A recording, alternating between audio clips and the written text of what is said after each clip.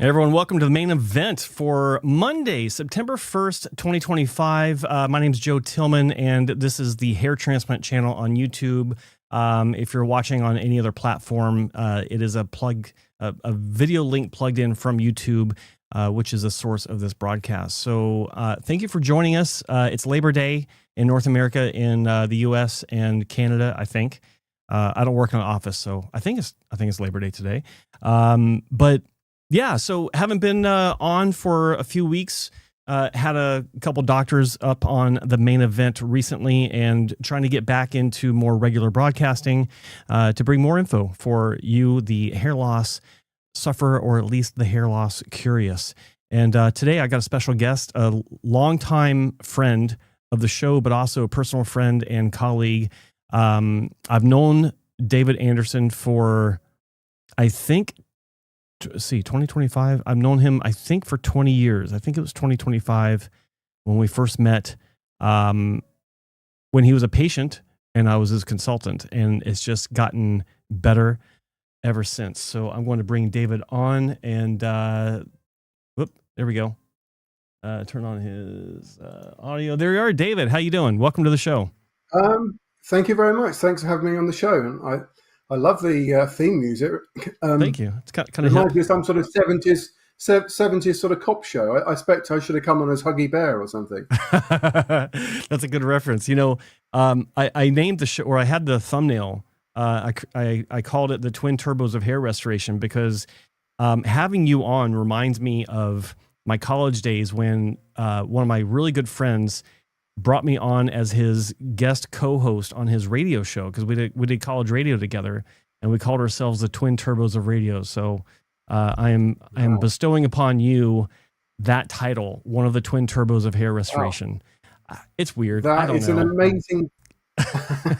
amazing honor to be a twin turbo. I don't know how to take it, really. Yeah, I'm well, not quite sure. car guys would be more appreciative of that, I guess. So I don't know, but it's good to have you here. And I got to tell you, man, you're on fire right now. You have been really cranking out your content on your Instagram, and for people that want to know more about that, you can check him out on David Anderson. What is it? David Anderson Hair Advisor.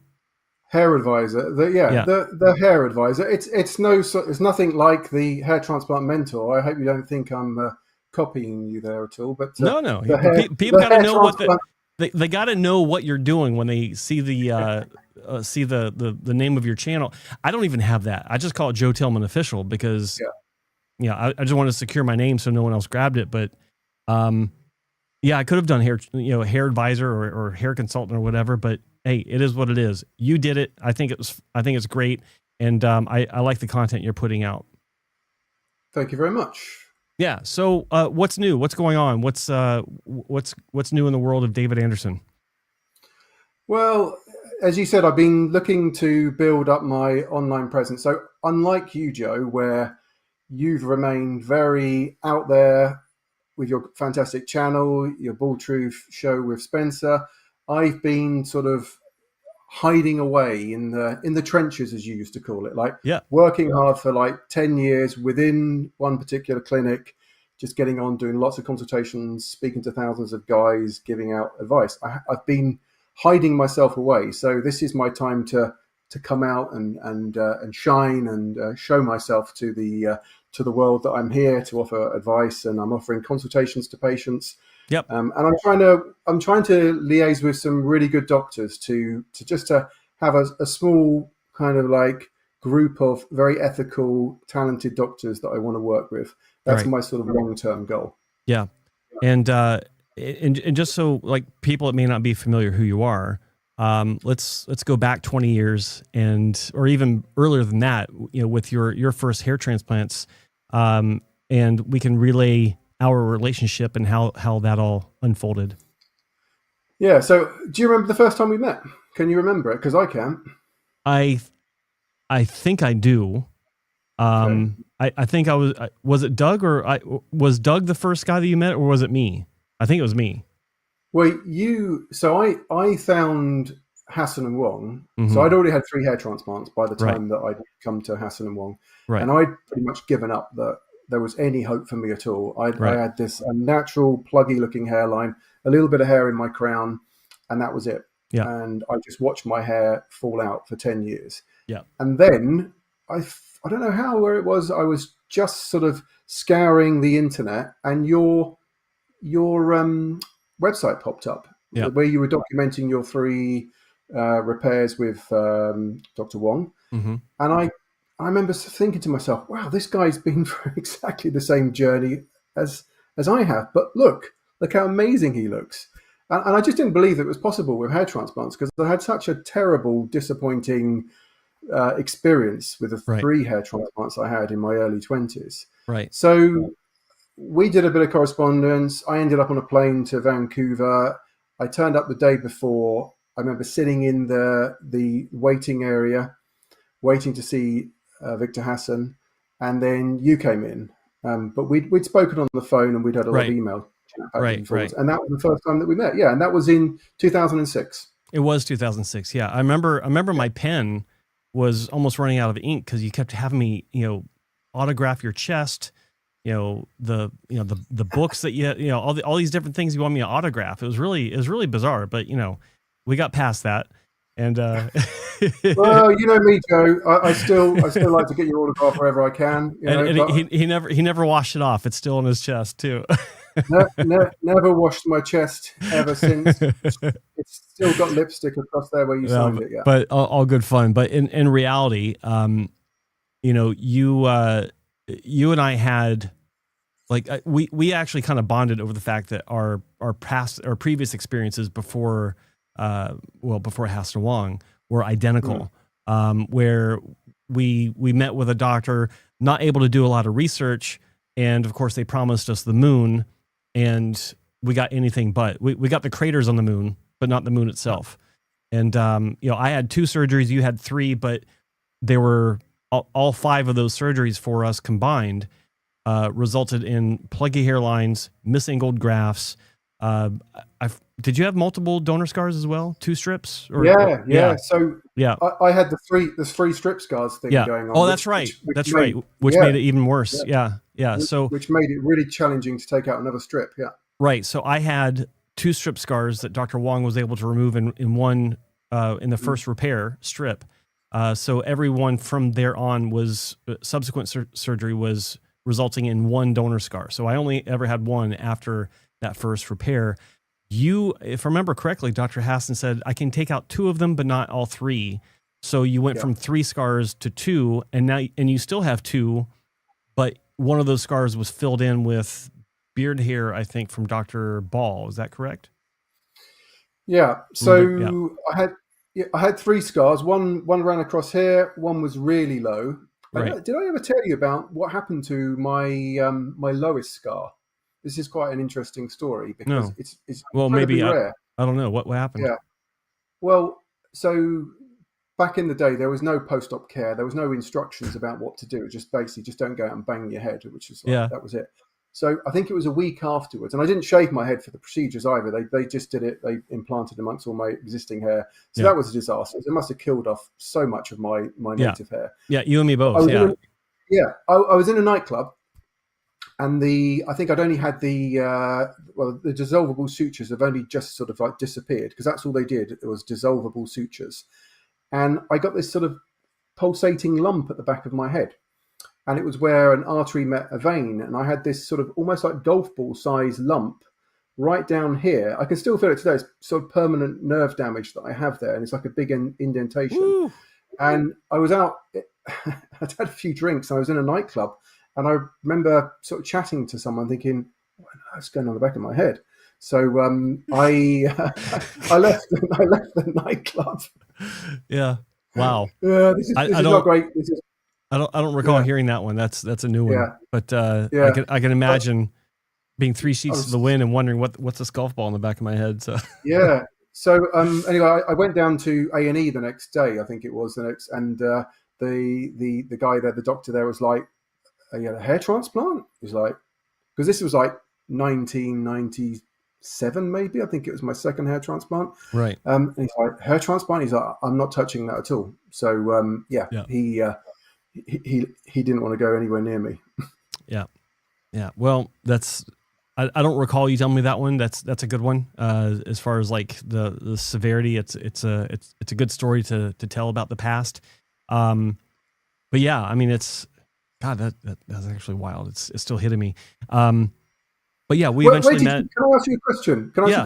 Where did you do your research from? I think, was it a friend that brought you along to his consultation? And there was then no you ended up research. having 1992. Right, yeah. There was no research. No. Yeah. No, there was no research. My friend, for some reason, I think that you met him, but no, you never met him. Scott, you knew who he I know was. the name, Yeah, you know the name, and there's some sort of connection there. I forgot what it was, but anyway, he found this clinic in the phone book, and back then, the Yellow Pages, the business listings, we lived 2 hours away from Knoxville, Tennessee, and this clinic was advertising in our local Yellow Pages 2 hours away, and he called them up, made an appointment. We were roommates in college, and he said, and we were best friends in high school as well. So, and he came home. He goes, "Hey, I'm going to Knoxville tomorrow. You want to come with me?" I'm like, "Why?" He goes, "Well, we're losing our hair, so I want to go get a hair transplant consultation." I was like, "A hair transplant? What's that?" Like I was like, 21. I had no idea. And he did the quick explanation. Well, they do surgery. I was like, plugs or something like that. And he goes, "Well, it's better than plugs." It's like, okay, fine, sure, let's go. And it was for him. It was for his moral support, just because he was really nervous, and he'd always had a much stronger impact, or hair loss had a much stronger impact on him than it did me at the time. And so it's like, sure, I'll go down. I mean, we love going on road trips anyway, because it always meant beer, or or going to Hooters or someplace like that. It's like, when you're in the South, it's like, okay, well, road trip, you Hooters. And Hooters. What's that? You and Hooters. Yeah, exactly. And so we went, and we were both sitting in the consultation room, and he's talking to Scott, and he looks at me and he goes, "I can help you too." I'm like, "What do you mean?" He goes, "Well, you're losing your hair." I'm like, "No, I'm not." He goes, "Yes, you are. In the hairline, I see it. You're like receding." I was like, "Oh, okay. Okay. What do you mean you can help me? Let's talk." And that, grew into a, kind of like almost like a party environment, a party atmosphere where it's like, "Oh yeah, you both come in, you both have the surgery. We'll take care of you both the same day. We'll feed you, and you get sandwiches, and we got all this stuff here, and oh yeah, it'll be easy. It'll be easy." And it was literally a mom and pop shop, because his wife was the main nurse, and his daughter was also a nurse, and between the three of them, they ran the front desk, and they had two. You can't even call them ORs. They were just two rooms where they had like a barber chair set up, and I never laid prone. It was always sitting up for the strip. So it was one of those situations where you're sitting up in the chair, leaning back at an inverse angle, and the doctor is having you lean forward, and he's cutting out the strip while you're sitting up, which that's terrible. Yeah, so same for me. All of my strips were taken out when I was sat up, but I was just thinking, so basically you got a hair transplant just for some free sandwiches. Pretty much. Yeah. And it was one of those situations where they had me at sandwiches too. Yeah. They had me at sandwiches and chocolate eclairs, I think. But one of the most painful things I've ever been through. The recovery was terrible. Sitting up in bed for a solid week. I was advised to pour salt water. He told me get an empty milk jug, a full 1 gallon milk jug, and fill that with water and pour a bunch of salt in it, and use that to pour over my head every day. And he said, unless you go to the beach, then you can go to the beach every day. I was like, okay, whatever. And I remember noticing after a few days, the water in that in the milk jug was starting to turn color, starting to get a little green. And it's like, I'm supposed to pour this over my head? That doesn't make any sense. So I poured that out. But terrible post-op, terrible pain.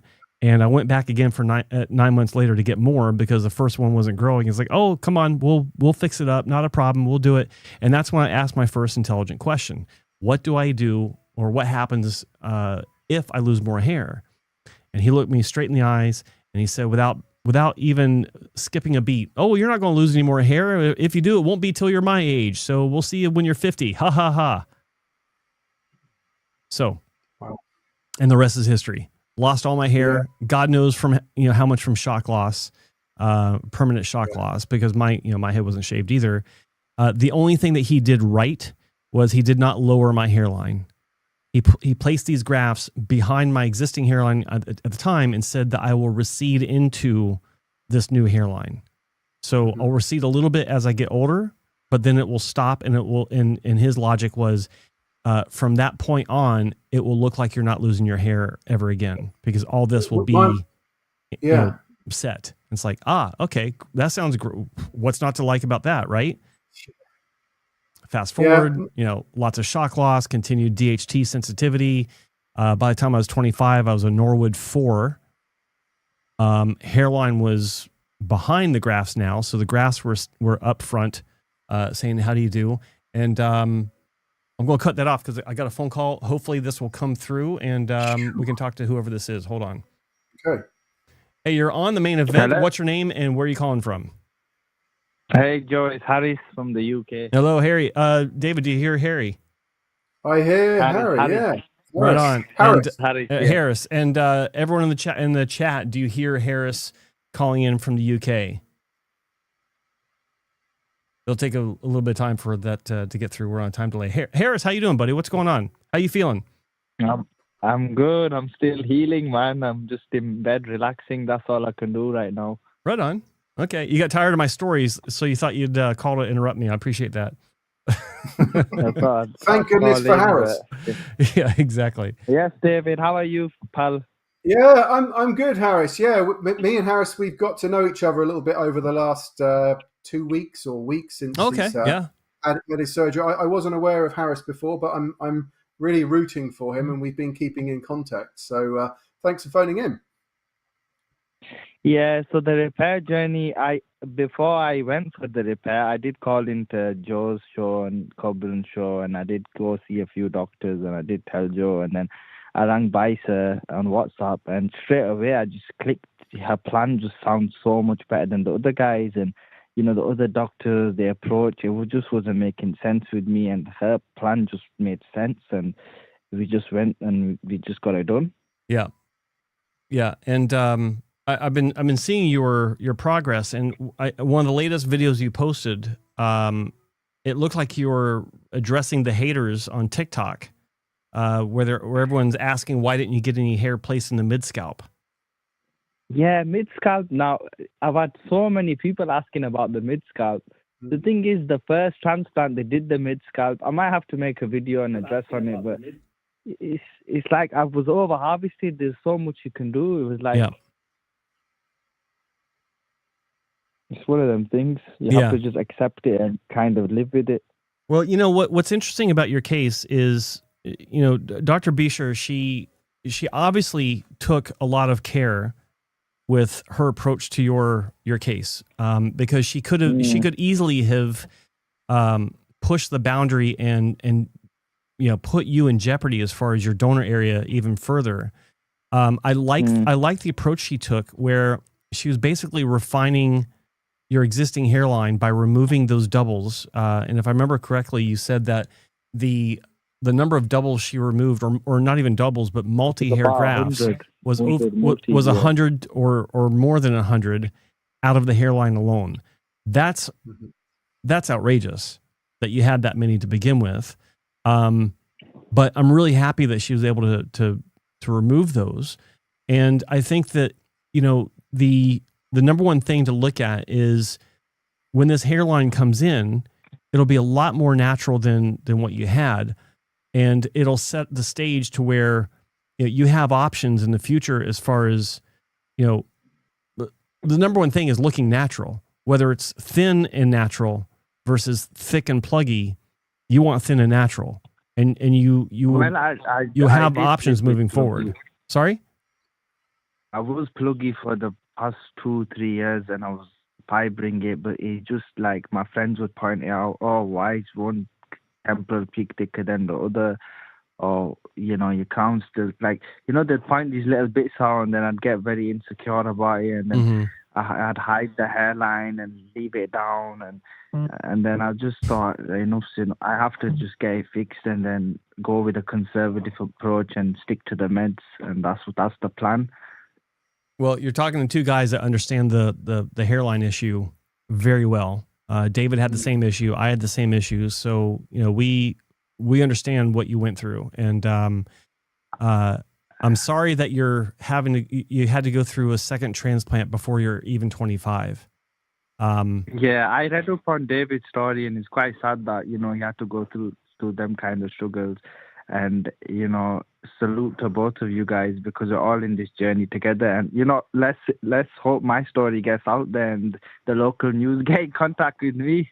But let's hope, Baisa said that third reconstruction, maybe 6 to 12 months. We'll see how it goes. In it, like Joe, you said, doctors change their mind. We'll see how it goes. Yeah. And I'm interested to know how you you don't need to talk about the clinic that you went to at first. You can if you want. There's no restrictions on that. You can say who they are. Doesn't matter. That's fine.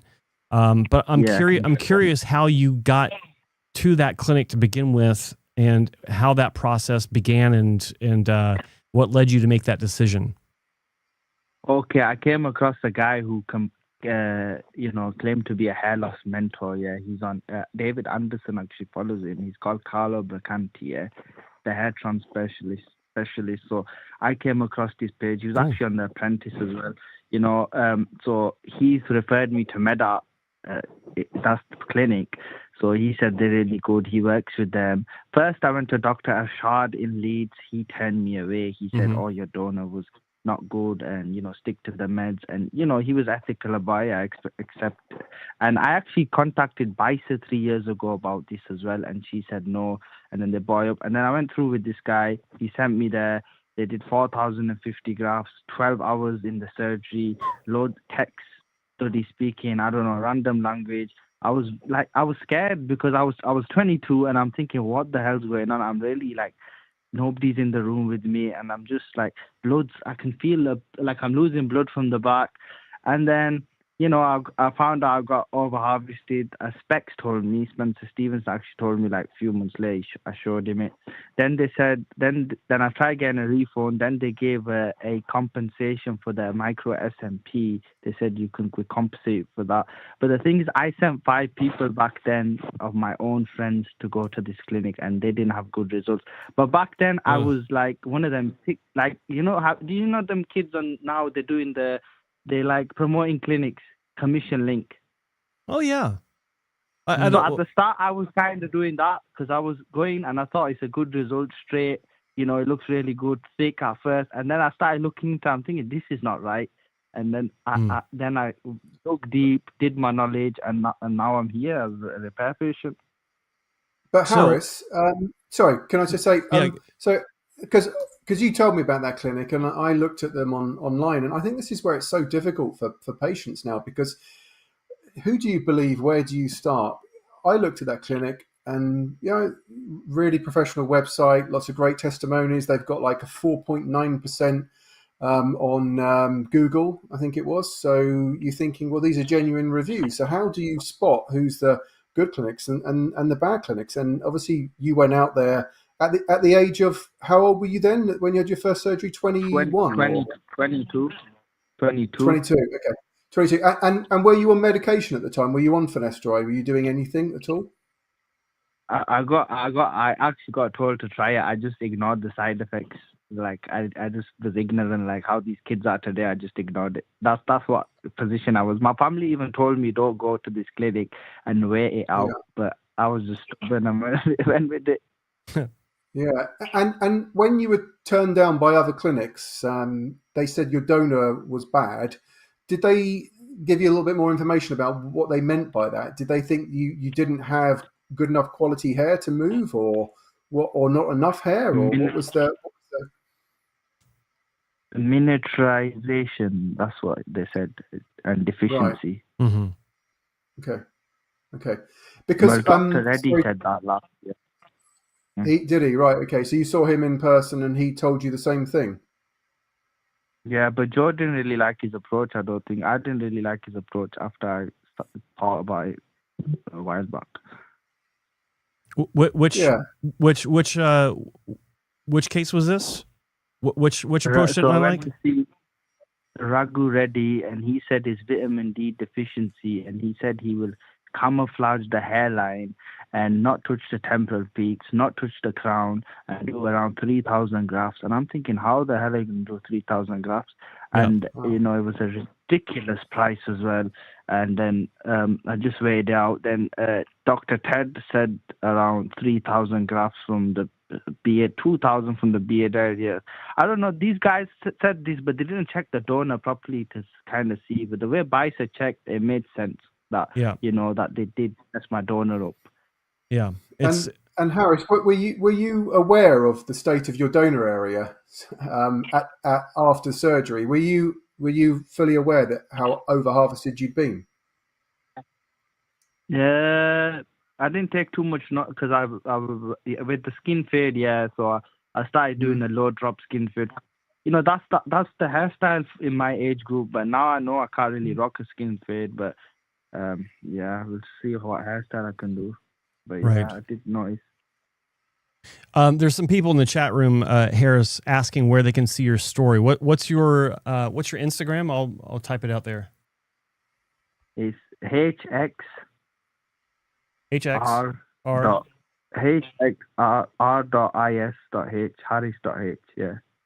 HXR.is. HXR. It's HXRI.s.h. Yeah. Okay, let me just double check on my own Insta. Hold on. HXRIS.h.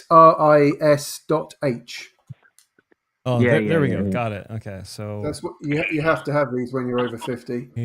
HXRIS.h. So David, where are you from? So I'm from a place called Eastbourne. If you know where that is, it's on the south coast. No, I thought you're from Birmingham. Quite a ways from Birmingham. There was an article about me that was on the Daily Mail, and they said, "Man from Birmingham has 7 hair transplants," and but yeah, so allegedly I am from Birmingham, if you believe the Daily Mail. Well, and that's a testament to the accuracy of the Daily Mail. So yeah, but you sound like you're from that direction. Is that right, Harris? No, I'm further up. I'm from Bradford, West Yorkshire. Yorkshire, okay. Wow. Okay. Never second guess things. Yeah. So, how's your recovery so far, Harris? How are things going? It's uncomfortable, and you can't really sleep at night, getting indigestion, but I'm just riding out because I'm used to just going on my walks, going to the gym, doing my normal routine. Right. That's kind of changed now. I gotta say, man, you look good with a shaved head. Like yeah. I'm looking. It's a good look on you. Yeah, I might just keep my hair. I might just grow my hair out and see how it looks short. Yeah. A decent length. Yeah, that'd be a good experiment worth trying. But looking at your recovery and then watching your videos where you're actually sitting there with Dr. Bisher. And by the way, Dr. Bisher didn't ask you to call us. She didn't ask us to have you on. There's no, she's a member of my website. She does pay a monthly fee to be on board with me, but it's because I did review her. I do feel like she's worth considering at the standards that I put forth. So, but there's no influence as far as you calling or us talking about this. This is just because I wanted you. You said earlier off air when I posted the promo for today's show. You messaged me and said that you're going to call in. So that's all. And that's great. I'm glad you did. But one thing about your videos that I thought was interesting, and I'm glad that you did this in your post-op videos after this surgery with Dr. Bisher, is you talked about how painful it was for you. And I appreciate that. I'm sorry that it was painful for you, but I appreciate that because it's contrary to what you see some of these guys, that eventually have their affiliate links. They say, oh, absolutely painless, not a single problem. it went beautifully, and that may be the case, but it's not for everyone. Like a lot of people go in and the numbing shots hurt like hell. They might process the anesthesia a little too fast, and so they need a lot of top ups, and they feel things, and it can be painful. That's just the way. That's just the life of surgery. Like that's the reality of surgery across the board. Some people have a very smooth experience, some not so smooth. And that's the truth of it, but it's over with in a day. And like I think I told you as well, overall, the surgery is the easy part. It's the recovery that's the difficult part. So day one is the easy part. The next 12 months are the tough part. So, you just started your recovery, and hopefully it's a lot better than the first one. Obviously with more natural results. We're pulling for you. It's hard explaining, like a video call my mates, whilst I was there, and they're like, why is the hairline not lower? And both of these guys were thick, full head of hair, low hairline. And it's like, I can't explain to these guys because they're young gen. And it's like, I said I have to just accept how it is, Yeah. And sometimes I just don't bother explaining. Well, yeah, it can be tiring. I know, because I've heard that. Well, why didn't you get it lower? Like why you still have a receded hairline? Because I had no choice. It's either this or nothing. And it's a tough, it's easy to explain the first few times, but then it becomes kind of a drain on you. And it's like, Jesus, like how many times do I have to explain this to people? It's never going to end. Can they use chest hair on the mid scalp, or is it not good? Does it not look good? Well, that's it's controversial only because you'll have some clinics saying no, it's not a good idea, and then you have other clinics that say that they do it all the time. Like Sean Banham, one of the doctors I work with in Los Angeles, he does body hair and beard hair several times a month.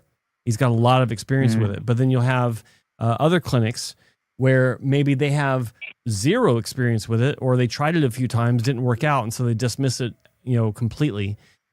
So it depends on the clinic. It really does. Just like with any regular hair transplant, do they have experience with this kind of hair, that kind of hair, this approach or that approach? And you need to see verifiable, consistency through their website or through, their patients posting online. What have you, before you make that kind of decision. It is possible. It just depends on how much, chest hair that you have or body hair. And that can help for sure. Absolutely. Harris, yeah. Go on, David. Sorry, I was going to say, you had beard hair exclusively in your crown. Is that right? Yeah. My beard, I grew it out and it was quite thick, my beard. It's quite thick. Okay. So I just wanted to let you know that people talk about beard hair and how different it is. And I noticed that because I've had beard hair, not huge amounts, taken from under the chin, put into the crown. It was blended with a lot of my existing hair. I can't tell my beard hair today from my scalp hair, but I could for the first 2 years. It used to grow quite wiry and it was a bit difficult to style. You'd have to put quite a bit of product on, but it's definitely softened. So it does. I think it does. I want that wavy look. Sorry? I like the wavy look. I want the wavy look because I've always wanted wavy hair when I was younger. Well, you're in luck because that might be what you get. And to the caller that's trying to call into the show right now, give us a moment to get through with Harris, and then you can call back and we'll patch you through. I can't put you on hold right now, so just hang up and call back later on. Continue, Harris. Yeah. Like when I was younger, I had 5 perms, and then people said, "Oh, it's the perms that fell out." Then I fucked a Dr. Bison. She said it's genetic. It's male pattern baldness. Yeah. But the best thing I wish I could have done is attacked it when I was 18, got on the meds, and kept my native hair. Right. And not gone for this transplant 2 times. Well, did you did you know about finasteride when you were younger? Yeah, I kind of found out later on, but I didn't really take too much noise of it. Yeah. Okay. Saying you was worried. You were worried about the side effects, weren't you? Like most people. Yeah, I Yeah. wanted a quick result. Yeah. Result, like get my hairline fixed. Right. Yeah. Well, Harris, really glad you called in, and your recovery is just starting. You're off to a good start. Yeah. I hope that your comfort improves over the next few days so that you can sleep better. It's not uncommon for there to be post-operative complications with sleep, just because it's uncomfortable with the healing and things like that. I get that, but stay in touch with Dr. Bisher's office, and continue to follow her instructions. And wish you all the best. We'll keep watching, and really glad to hear from you. Okay, David, I will keep in touch. We might have to meet up soon one day, and definitely. I'd love to meet up because we're not too far away. So let's make that happen. Definitely. Okay, cheers. See you, pal. See you. Take care. Bye bye. Bye. Right. So that was a good call, and I'm glad he called in. He's a good kid, and we wish him all the best with this repair. It's going to be an improvement, and I look at him and the amount of work that was done, and I understand the trepidation he's got from the future, because she didn't do much for the hairline as far as adding to it. She just refined what was there. She added some singles, removed a bunch of multis.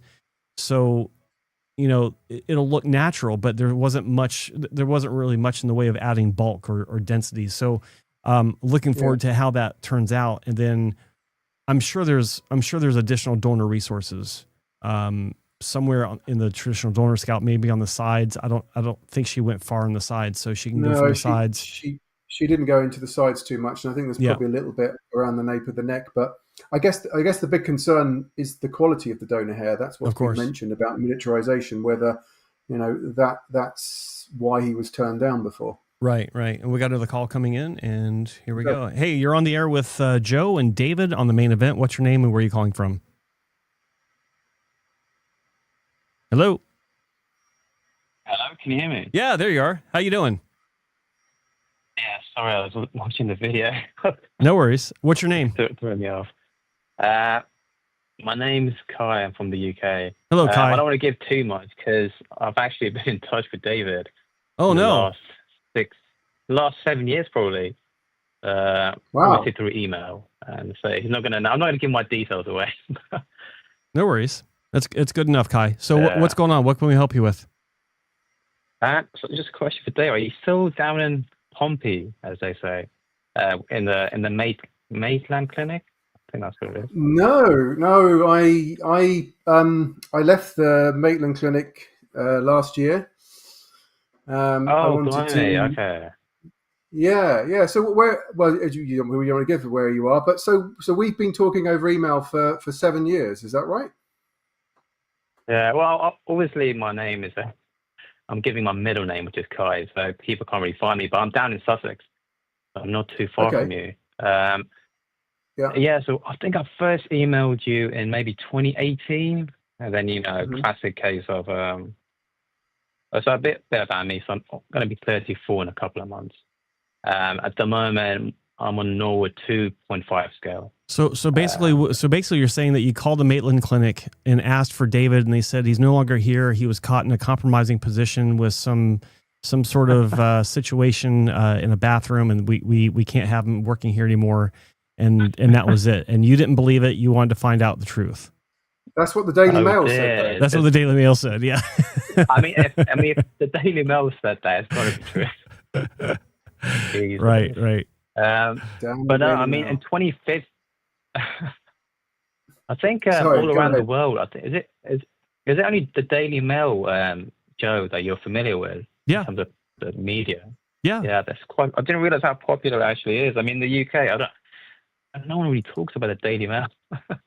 No, well, I follow politics worldwide in the Western world anyway, quite a bit, and of course being plugged into several clinics in the UK over the years, I see these stories will pop up in my feed because the algorithm is like, he got a connection in the UK, so I get the feed where postings about stories in the Daily Mail and other publications as well will pop up in my feed. So, yeah, the Daily Mail posts controversial kind of things. Yeah, but the big one here is the BBC. I mean, you probably know what the BBC is. Of course, yeah. Well, I'm in Canada, so I got the CBC here, which isn't much better. That's not CBeebies, by the way. that's not the children's channel. Yeah. Anyway, sorry. Go ahead, Kai. So 2015, so almost 10 years ago, is when I first noticed my widow's peak. So my hair is always been down. It's almost like I don't know how to describe it. It's like a curtain, but the pathway is not in the middle. It's more to the left, if that makes sense. So I think over the years, slowly, the only bit that's receded is the widow's peak. But because the hair is so thick, I've managed to just, no one would know if you saw me in real life. No one could really tell that I've experienced hair loss. So I guess I've gone from a Norwood 1 to a Norwood 2.5 in almost 10 years, and that's with no medication. How old are you? And I'm almost 34. Okay, not bad. So it's a very slow progression, which is good. But then both from my family and my dad's and my mum's side, there's only one person that's bald. And, apparently he's only bald because he's a doctor. So apparently the stress caused them hair loss. That's what the family myth is. Mm-hmm. And how, no one else what degree of hair loss did this family member experience? How severe? Oh, he's completely bald. Right. And which side of the family is he on? So he's my dad's brother. Okay. My dad's oldest brother. Right. So he's your uncle on your father's side. And which side of the family do you physically resemble most? Mom's side or dad's side? So facial wise, I look like my dad when he was younger, and it's true when I look at younger photos. But in terms of physique, it's more towards my mum's side, which is really strange. Right. But my dad's got a better hairline than me. I think he's still a Norwood 1. Right. He's only started receding in his crown in the last 5 years. So he's got to be 57 now. So the only area he's receding is in his crown. Mm-hmm. And he was panicking, so I gave him the what's it called, minoxidil. Yeah. And he's been doing that for the last 5 years, and it's worked really well for him. So he's okay. Thank God. He was going to go to Turkey otherwise. So I had to stop him. I was like, no, don't. So my dad's got great hair. With me, I'm okay for now. I think in 2018 when I contacted Dave, I was panicking. So I think Dave initially basically told me, yeah, you're going to recede pretty heavily, which kind of scared me a little. Mm-hmm. After then I contacted him again in 2020, and I told him, the crown hasn't receded, and I sent him very good photos of the frontal, the side, etc. And the last contact I had with David was maybe 2 years ago, and he basically said, looks good, looks like it's a very slow progression. What did he say? What else did you say? You said, if you ever want to come down for a touch up, go ahead. So as of now, I'm pretty happy with the hair. That makes sense. I think maybe I've got a couple of more years until I make the trip down to Pompey. So yeah, that's a shame, David. You've left. I'm guessing you've retired. Sorry, retired. Do I look that old? No, don't answer that. Don't answer that. No, I haven't. I've gone independent. So I work with Dr. Ball. I've got nothing but good things to say about him because we were together for 8.5 years, and I sat in all of his consultations. So I learned a hell of a lot of good information by working with Dr. Ball. He's incredibly ethical, great for hairlines. So if you are considering, then you should definitely go down and have a consultation with him if you are in Sussex. But it sounds like at the moment you're in a fairly good place, and you're just going to sort of manage things as you are. You're not on any medications, did I hear you say? No. So obviously the first almost 10 years ago now, when you first know you're losing your hair, you panic, and I did, and I didn't really know anything back then. So I ordered, obviously, finasteride off a website, and I did take it for like a month, and God, the side effects from that thing, God, it was kind of pretty horrific. I think apart from the depression and waking up with no morning wood, I couldn't even feel anything down there, which sounds pretty, it's the truth, unfortunately. I don't know if it was in my head, but all I know is that 1 month, God, I don't know, I was in a really bad state. So I obviously came off it, and I don't even think it did anything to my hair. So it kind of scared me, to be honest. I don't really want to touch it. Obviously, I've tried minoxidil. It doesn't sound like it's something that you really need to worry about too much. If your hair loss has been, you said 7 years, I know you panicked. You're like, I'm receding. This is the usual thing. I'm receding a bit. I'm going to go on to lose a lot of hair. But over time, what you've realized is that you're actually losing hair at a very, very slow rate. So that's very encouraging, and that does mean that sometimes it is possible to do a transplant without medication. But if it doesn't bother you, then don't do anything at the moment. Just keep monitoring it, keep doing what you're doing, and if it gets to the point that it recedes, that you're uncomfortable, you're styling your hair, wearing it so long to cover the hairline, then that's the time to do something about it and go and visit Dr. Ball. And I think that, based on what you're saying with your family history, there's only one member of your family that's got any hair loss, and he is bald. But it sounds to me like at worst you have some sort of combination of hair loss genes in not working against you, but not nearly as aggressively as it is for your uncle. I'm listening to you talk to David, and you sound like you're just pretty chill with the idea that it's concerning, but it's not ruling your day to where it's causing you to be deficient in your social life or anything like that. You sound like you're pretty well put together. So what I would encourage is, like David said, don't rush to do anything surgical. It is the last resort. Once you're cut, you're cut.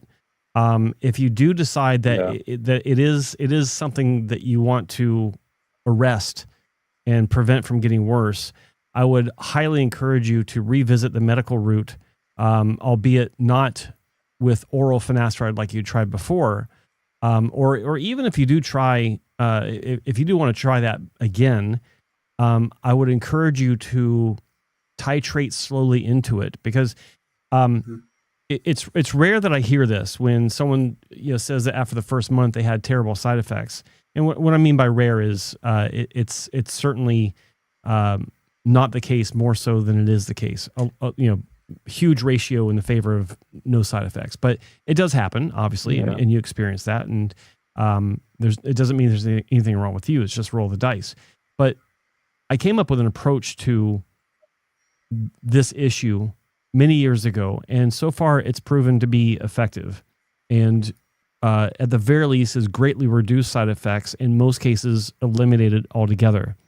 So instead of taking the medication as directed, and by the way, I'm not a doctor, I've just been working in the industry for 20 years, but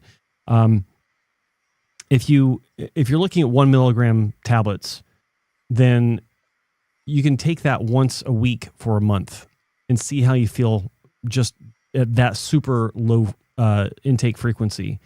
And if you're okay tolerating that, then try bumping it up to twice a week, Mondays and Thursdays, for the next month, and see how you feel doing that for 4 weeks straight. And if that's okay, then try 3 days a week, Monday, Wednesday, Friday, so on and so forth. You see where I'm going with this.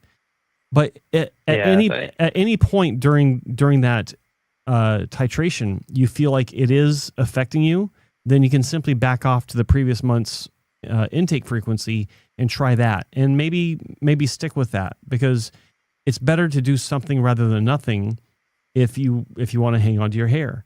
The other alternative is to try topical. There are many topical formulations. Some of them include minoxidil as well. I recommend not taking anything that has a combination of drugs if you're not taking any drugs at all, because you don't know which one's working. I would also consider or recommend that maybe you consider oral minoxidil if you can get a hold of that. I don't know, David. What's the availability of oral minoxidil in the UK? Yeah, so it is prescription, but there's pharmacies, and it's very easy to get hold of. Right. Okay. Oral minoxidil. So I've been using oral minoxidil for probably 3 years now. So started off very low at 1.25 mg, and then I take 2.5 milligrams daily. And adding that on top of finasteride has definitely helped thicken up my hair. So my crown and general volume has really increased. Yeah. So that's an option. So those are just ideas. Yeah. Yeah. No, I mean the thing with hair is, right, obviously I've had it good so far, but you never know when it's going to recede quickly, right? It's so unpredictable. Of course. Although the probability is on my side, that could always change. So, I'll keep an eye on it. Yeah. One last thing. So the last call you had with the last show you had with Spencer, Joe. That guy that called in, he basically said he got an FUT, and now 30 months later he's having issues, numbness, with nerve damage on his head from Blake Bloxham. That threw me off completely. Yeah. I guess because of your show, I was thinking if I ever get a transplant, I would go to Dr. Ball and say, go with FUT. Now I don't know if I'm going to do that just because of that call. I don't want lifelong issues.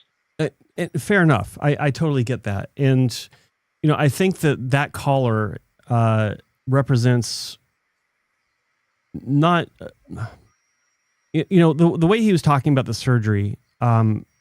He's talking about it with Dr. Bloxham, and I'm not a fan of Dr. Bloxham. I used to think that he was neutral as far as my feelings on how he does things, but in general, like since I changed my opinion on that, it's moved over towards not the right kind of experience. And I don't profess to know anything about the inner workings of his clinic, but I've known his clinic and his mentor, Dr. Feller, for over 20 years. And I've always felt like, there's the upper echelon in FUT, and then there are those that are pretty good at it. They want to be considered as upper echelon, but they're not quite there. Like it's, they're a little their gold's a little tarnished, if you know what I mean. And I've always considered that clinic to be in that realm, which means that they might not do things the right way all the time. And I felt really bad for that guy. He contacted me afterwards and sent me some more photos. And I will say that the result that he's talking about, like in the hairline, it doesn't look bad at all.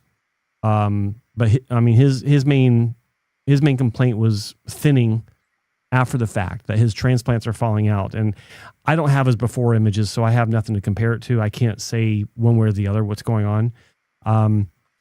And his donor region looked okay as far as, just looking at it from photos. I didn't see anything that stood out like a wide donor scar or anything, but the feelings that he has, the pain, that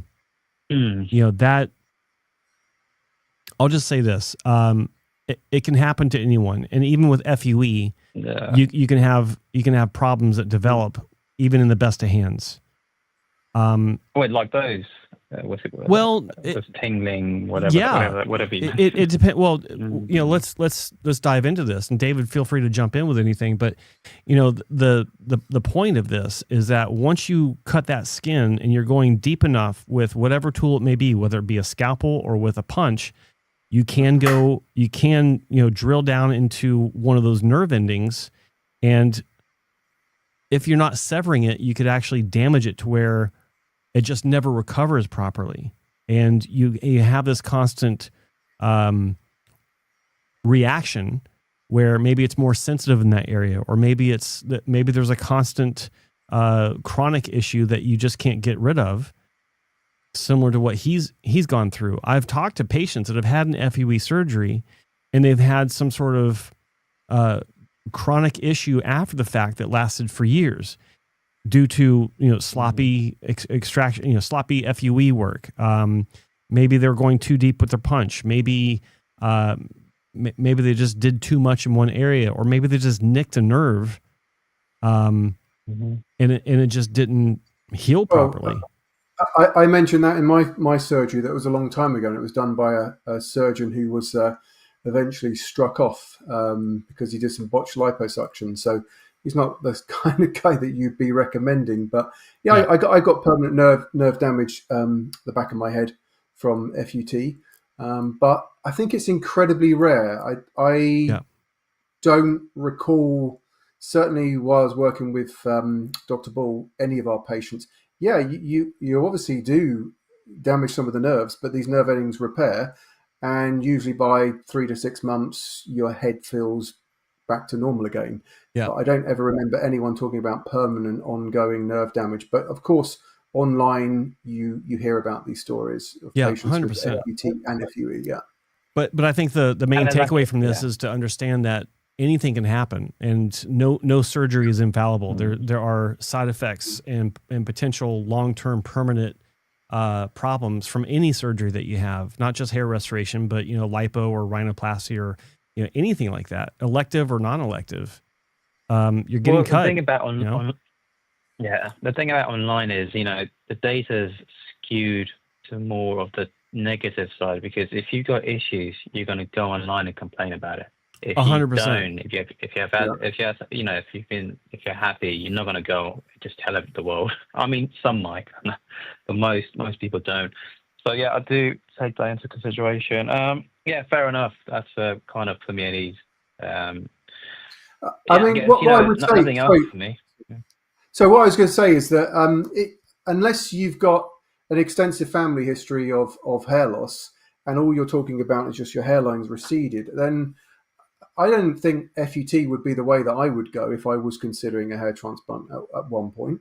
So, I would definitely consult with some doctors, but usually most people will start off with FUE if they're just addressing a hairline.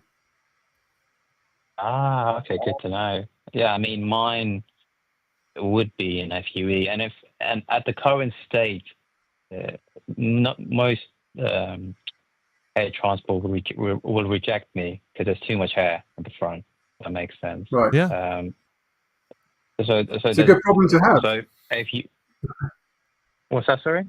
I said it's a good problem to have, to be turned away by hair transplant doctors. It's yeah.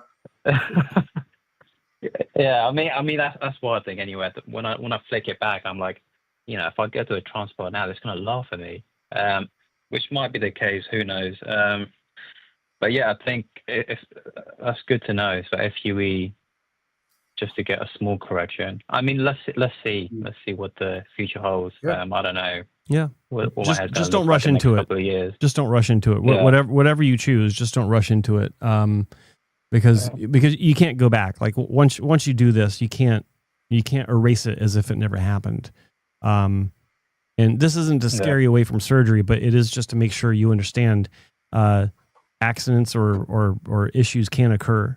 And it comes down to picking the right clinic, of course, and the right clinic will have the lowest possible probability of that happening, but it's never zero. Yeah.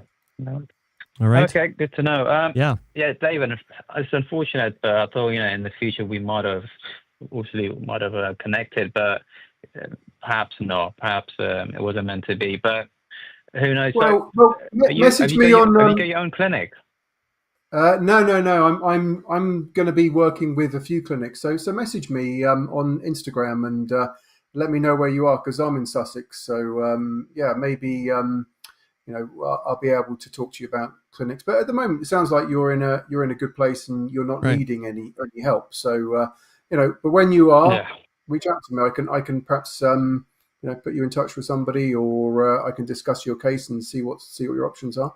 Yeah, happy to help. Yeah. Yes. All right. That sounds good. I appreciate that. Thanks for calling, Kai. Take care. Right. Cheers, guys. All right. Bye-bye. See you, Kai. All right, we got another caller on the line. What's your name and where are you calling from? This is from the UK. Can you hear me? Yeah, sure can. What's your name? Tom. Tom. Okay, yeah. Signal seems to be a bit wonky there a little bit. Sorry. But yeah. What I'll do, let me just move into a different room, see if that will help. Right.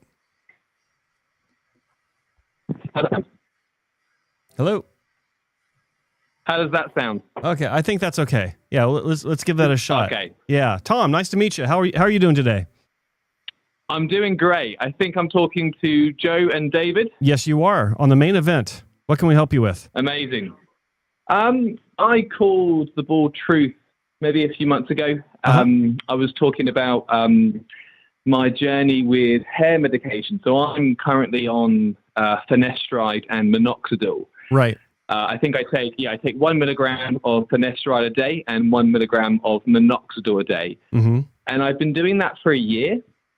And I just have some questions with regards to, I guess, the long-term efficacy. So I've not had any surgery. Mm-hmm. I think I was diagnosed as like a Norwood 1.5 going on a Norwood 2. Right. And how old are you? And I'm 35. 35. Okay. So yeah, I'm just curious really, like from your experience, both David and yourself, Joe, when someone's around that stage of the Norwood scale and they're taking medication, is it better efficacy in the long term, or does that have no bearing on how the medication works out long term? Well, David can answer that in his own way, but my feeling is, you caught it early, and the earlier you start, the more effective it will be, if it's going to be effective at all. I mean, some people it doesn't really work to speak of. Mm-hmm. You'll usually see people that start late in the game that have, they're already Norwood 6. They've already lost everything on top, and they're young, older, and they start, and it doesn't do anything. Like, it does nothing. But then you see younger people that may have lost quite a bit of hair rapidly over the course of just a few years. They get on the medications, especially oral minoxidil, and they do see a really strong turnaround, because the follicles may have been shedding excessively for only a few years, but they're still there. They're still viable, and the medication does turn it around because they haven't been gone for too long. And then in your case, you still have a strong head of hair. Like, I've never heard anyone being diagnosed officially as a Norwood 1.5, because that doesn't exist on the scale. It starts at a 2. Right. Okay. So anything stronger than a 2 means that you have a juvenile hairline. Your corners are still intact. So a 1.5, it's weird for me to even say that. But that would mean that you still have a strong hairline, just slightly receded in the corners, but not enough to be classified as a 2. Does that sound right? Mm-hmm. Yeah, it does. Yeah. And I guess I had a bit more recession in one temple more than the other. On your right, on the right side? Yeah. It was on the left side, oddly enough, actually. Really? Okay. Yeah. That's odd. And it was funny. When I went to the Belgravia clinic in London to get assessed, and one thing that was shocking was, and I'm sure this is probably quite relatable to people if they go to a physician, is when they take photos of your hair, and it was like mild recession in the crown. I was like, no way is there mild recession in my crown. Yeah. But I guess it's also that the lighting obviously picks up what maybe normal lighting wouldn't pick up. Is that correct? Well, the lighting does matter. Yeah, but it also depends on what the assessment they gave without having to rely on the photos. If they just eyeballed it or pulled out a dentometer. But I do have a side question. Are you left-handed? I'm right-handed. Okay. Do you know what direction the whirl pattern of your crown goes in? Is it clockwise or counterclockwise? Oh, that's a great question. Let me just think about that. I think it's counterclockwise. Really? I think so. Is that what's the is that an abnormality? Well, it kind of, because typically if there's a whirl pattern that's counterclockwise, it means that you're left-handed almost every time. Oh, you know what? I need to have to look at my photos again now. Yeah. I feel like I might be giving you the wrong answer there. Yeah, I think you are. But I'll have to think about that. It's just that might explain So just that might explain why he's observation from losing hair. clinical analysis observation. Not this isn't like an official Yeah. statistic or anything. So I haven't got a terrible disease or anything then. no, you're good as far as I know. But can I just I do have a question. ask, Sorry, David. Yeah. No, I was going to say, so you're just receding a little bit. You're thinning in the hairline, and they mentioned you had some thinning in the crown, but that's probably just the lighting. Were you aware of any improvements that you've seen since starting this medication a year ago? Yeah, genuinely quite a lot, actually. I think what I noticed because I started to recede probably in my early 20s, probably about 24. Didn't really notice it. I always wear my hair quite messy anyway. And then probably became more aware of it around late 20s. But to be honest, it felt like it didn't really, from what I could tell, it didn't really change dramatically. It was like, I'm a bit recessed, but there wasn't like this crazy shed happening. And basically what I started to feel at the very middle of my hairline was a very, very mild, like almost like a burning sensation, like super mild burning sensation. And then when I looked, there was like a little bit of recession happening or like miniaturization happening at the front of the hairline. So that's what really prompted me to then look into medication, because I thought, well, this is probably a sign of things to come, if that makes sense. Yeah. And I was going to ask actually about that, if that's a thing, like if someone gets very, I say burning, I don't want to be over dramatic. It was like a mild sensation, and then there was like hairline recession there. Is that like a term? Well, yeah. Sorry, David, but there is a correlation with maybe not so much a burning, but almost like a tenderness in the skin, in the scalp area. Sometimes it can manifest as a burning sensation, I guess, and also combined with intense itching. They're not necessarily synonymous with hair loss or indicative, but I've heard of those pre-loss conditions where the patient noticed this, either tenderness, slight burning sensation, intense itchiness, followed by subsequent hair thinning. I have heard of this. There is an idea that there's a inflammatory response to the DHT effect with regards to how it affects follicles. It's not well studied. It's not well documented, but anecdotally, there is a connection. Yeah. David? And sorry, I actually forgot to answer David's question at the end, because he asked about has there been improvement with medication. Yeah. So to just kind of finish that off, so actually there's been quite, in my mind, a lot of improvement, just general thickness. Right. My recessed hairlines have definitely come forward way more than I thought they would. Like when I got on the medication, I was assuming that if anything, it might just halt stuff, but I really didn't expect especially the left side more so. It's really come forward quite a lot, and my crown's filled in. So I've had, in my mind, quite like a big change in a positive way the past 12 months taking the medication. Okay, well, Nice. well that's great, because there's this misconception that finasteride only tends to work best in the crown, and that can be the case. But I've seen people's hairlines thicken up. Particularly at an early stage, if you jump on it relatively early, you can get quite a significant improvement in the hairline as well. So that's fantastic. You're doing 1 milligram of oral minoxidil. That's a very low dosage. Was that something that was specifically prescribed to you, or did you get those numbers wrong? Yeah, so basically they gave me a topical initially, and then having listened to Joe and Spencer, I thought maybe going oral was better for the systemic effect. So they just gave me 1 milligram. That was where they started at. So is it normally more than that? Oral minoxidil, usually standard dosage for hair is 2.5 milligrams, but some people can go lower than that. So like if you were to, you can't really half the tablets because they're tiny little things. So some people start off low and they do 1.25, but 1 milligram must be some sort of very custom dosage that you're buying from this clinic. Yeah. Yeah. Oh, they're charging me for sure. Right. The Belgravia Centre. Yeah. It's the Belgravia Centre, yeah, and it's been interesting, really. I really like. I've had a good customer service experience in terms of checkups and getting some form of education. I think I'm realising now I'm spending more than I probably need to with certain finasteride. What's the right word? Like brands or whatever. Mm-hmm. But I think because it's working, I don't want to mess with it, so I'm just going to stay on the course now. That's the best course. You never want, if it's working, you never want to risk changing the source or the brand, as it were. I'm a brand whore. I believe in original Proscar or Propecia.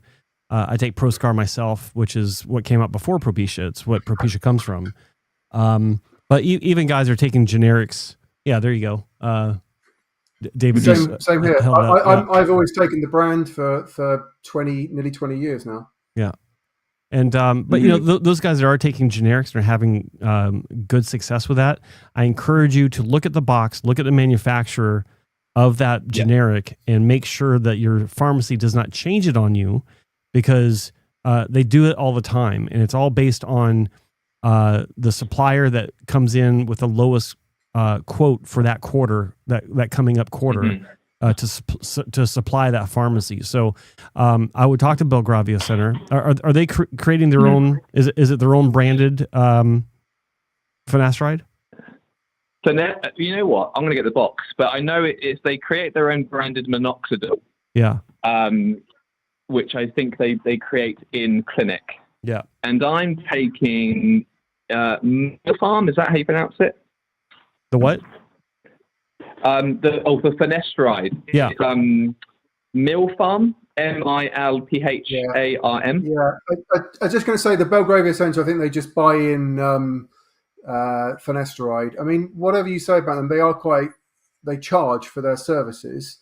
But as you say, if you feel that that's beneficial, that they're taking regular photographs, I know they do a nice presentation in terms of the angles and so on. So if you're happy to continue paying that, then stick with it. But that you are just on a generic finasteride tablet and a generic minoxidil tablet. So just so you're aware. With the finasteride, so do you know?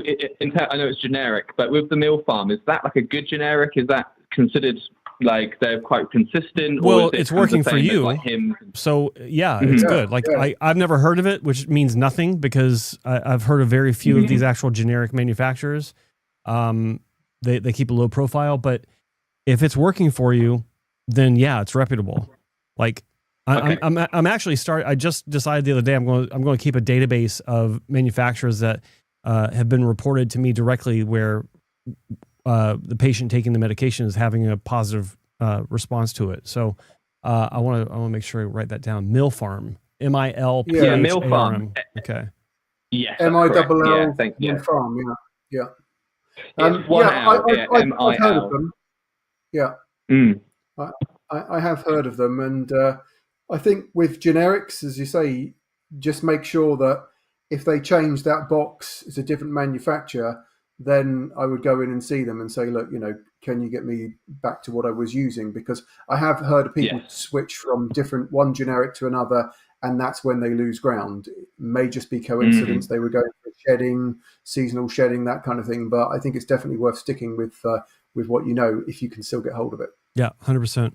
Okay, that's great advice. Thank you. And always cross-reference when you get your new supply. Always make sure it's the same Milfarm. Okay. Yes.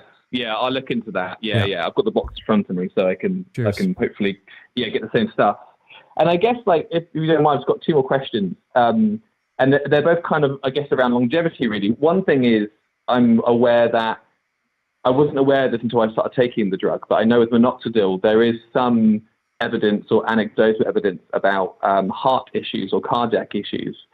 So if someone's not having any symptoms, any negative symptoms of minoxidil, is that normally a green flag, or is it still worth getting the cardiac assessment to make sure there's nothing going on with the heart? David? Thanks for that. Yeah. They talk about a build-up of sort of fluid around the heart. That's the pericardial. exactly. The fusions, yeah. I've been taking it for 3 years. I'm a lot older than you, so could be more risks. I think it's obviously it lowers your blood pressure. So if your blood pressure is already low, that's then when you should be potentially concerned about taking oral minoxidil.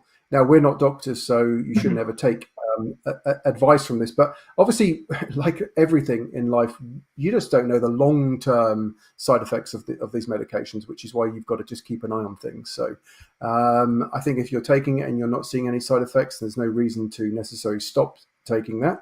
I intend to take it for a long period of time. I don't see there's a need to go and have a cardiac checkup if you're not having any of the side effects that are associated with oral minoxidil. But they are obviously worth keeping an eye on. Makes sense. Yeah. Okay, cool. Thank you. And then one more, if you don't mind. So with the, I guess really like, because I'm planning on taking these drugs long term because they're benefiting my hair. Mm-hmm. I suppose like in terms of expectation, like if someone's on it, I mean, I'm not young, I'm 35, I could be younger taking this, but you're a kid. Because I guess I'm relatively young or relatively early in my hair loss journey, is that an indication I may keep hold of things longer because I'm starting at an earlier phase, or is there no real correlation to when you start and what Norwood scale you're on? Well, I think the sooner you start, the better results you'll have long term, simply because you're arresting that early loss. So I mean, it's hard to quantify. So it's like if you're we'll call you Norwood 2 just because I hate saying Norwood 1.5. We'll call you Norwood 2 now. So if you're keeping it as a Norwood 2 for the next 15 years, or we'll say 20 years, and then your multi-universe alternate self started when you were a Norwood 3, and you're at the same point 15 years from now because genetics is just too strong.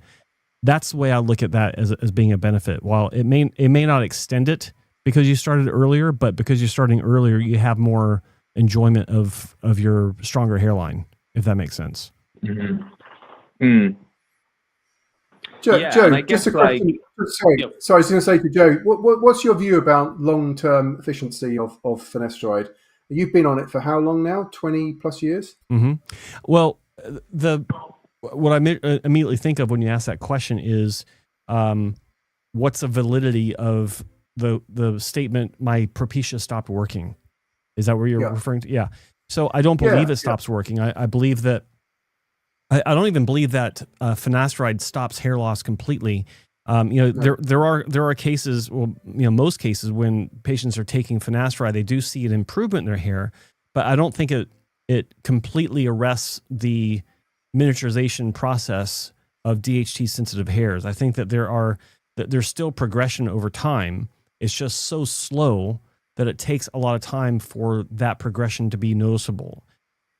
I take the same logic away from the idea that you have to lose 50% of your hair before you even notice it's thinning, which I don't follow that logic at all. Like, I don't believe in that in the least. I think it's more of a individual case by case situation where you can't make that as a blanket statement. But what you can use as a blanket statement is if you're having success, like if you think that your hair loss stopped on finasteride, great, good for you, but it hasn't really stopped. It just slowed down to a snail's pace, where it does take, like if you noticed over the course of 2 years it's falling out, it might take you 10 years to notice that it's falling out because you're hanging on to more of it. But if you're combining finasteride and oral minoxidil, and you're seeing great results, I think that, look, if you know for a fact that both of them work, in other words, if you started one and you saw that it worked after 2 years of use, you can definitively say, yes, my hair is stronger because I'm on finasteride. And then 2 years later, you add oral minoxidil to it, and then 2 years after that, you can say, yeah, last 2 years my hair definitely thickened up from the above and beyond what I had from 2 years of finasteride use. That's the best case scenario. That's where you're in the strongest position you can be in because you know both of them work.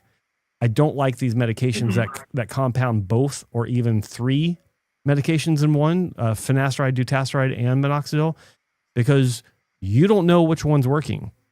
Many times only one will be working and the other ones won't be working, but you don't know because you never were in a position where you could separate them and try them independently. And I think the caller, you started the 2, although they're separate tablets, it sounds like you started the 2 at the same time. Is that right? Yes, that was recommended when I initially went in for my consultation, and this is before I became more educated through Spencer and Joe's work. So I think if I'd have known that going in, then I definitely would have started on one medication. But that was basically proposed at day 1. Right. I mean, there's nothing wrong with doing. I agree with Joe is that I don't like these combined medications, but there's nothing wrong with doing the 2 together. You're going to see potentially better results sooner, which you definitely have. So that's great news for you. Obviously, at this point, it's not very scientific because you don't know how much of that benefit would have been carried out with just finasteride on its own, or just or a minoxidil. Yeah. So the only way you could do something now to find out how scientific that would be to remove one of those, which I wouldn't suggest doing because obviously then you might see some. If you're having a side effect, then of course you'd remove one of them and you'd see which one was more effective or giving you the side effect. But if you're doing fine, then just carry on as you are.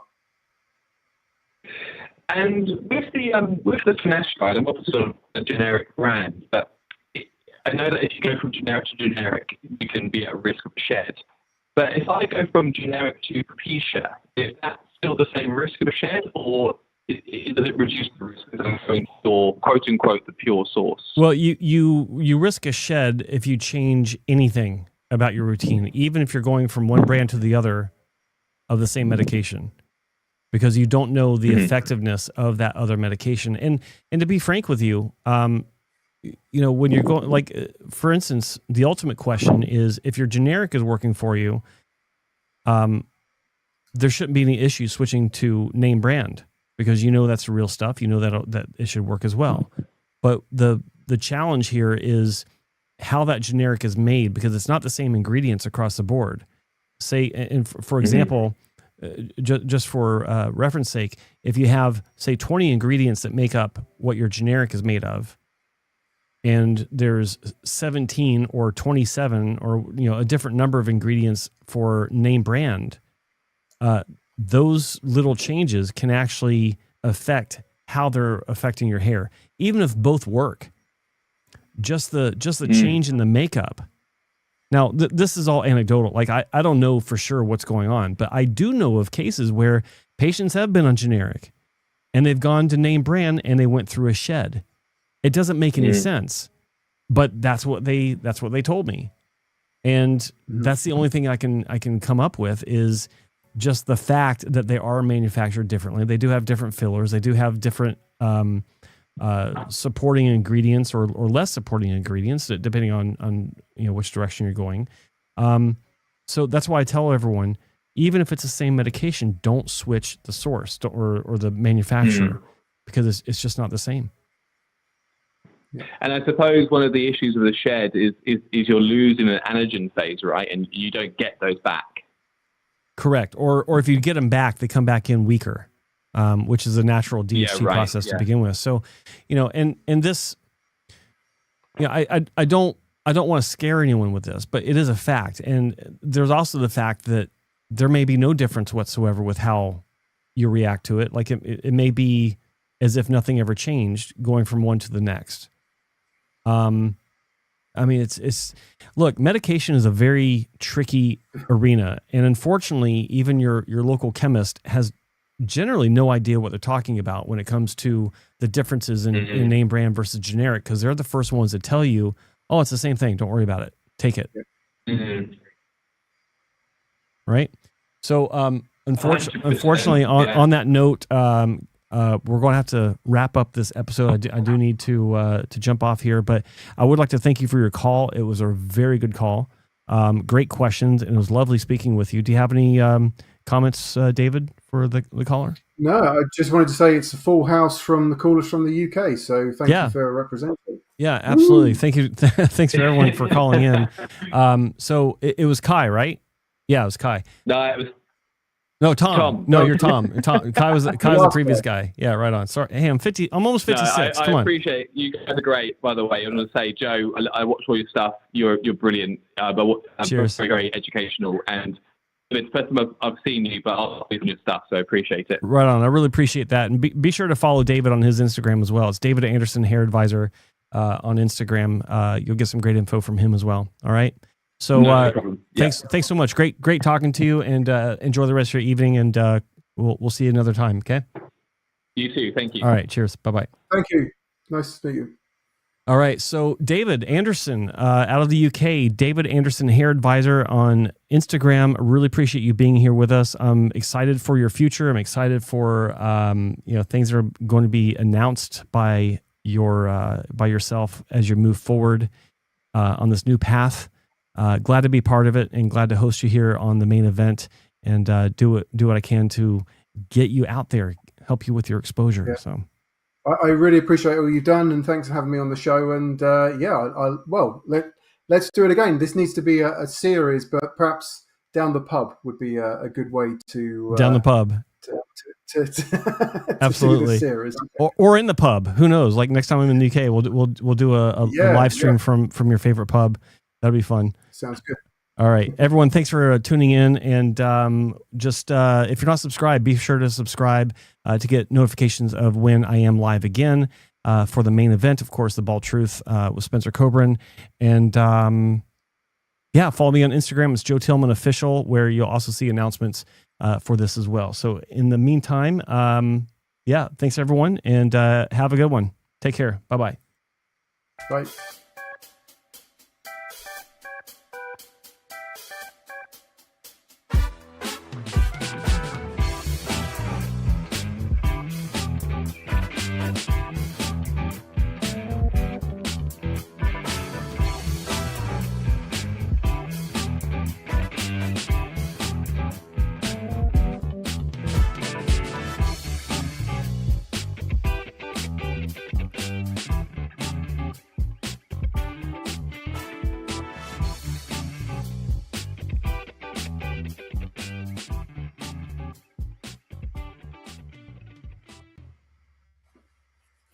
Right.